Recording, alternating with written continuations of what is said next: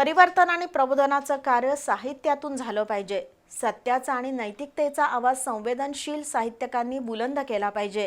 त्यासाठी साहित्यकांनी निर्भय होऊन लिहिणं गरजेचं आहे, असं प्रतिपादन कुलगुरू डॉक्टर रजनीश कामत यांनी केलं।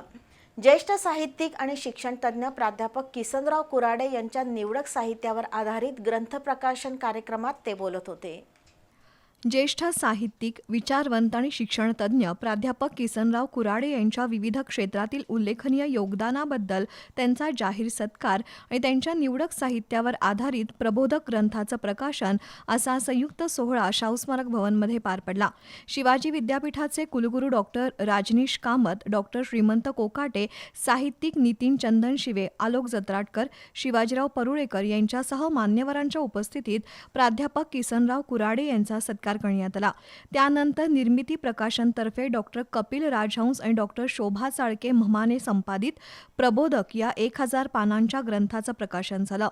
परिवर्तन आणि प्रबोधन हा साहित्य लेखनामागचा प्रमुख हेतू असला पाहिजे असं सांगत कुलगुरू डॉक्टर कामत यांनी साहित्यिकांनी समाजासमोर सत्य मांडण्यासाठी निर्भयपणे लिखाण करावं अशी अपेक्षा व्यक्त केली।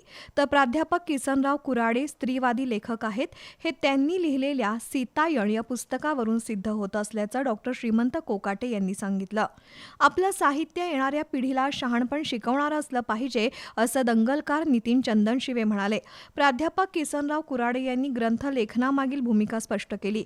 प्रकाशक अनिल म्हमाने, ग्रंथाच्या संपादिका डॉक्टर शोभा चाळके, सुरेश केसरकर, अंतिमा कोल्हापूरकर यांचीही यावेळी भाषणं झाली।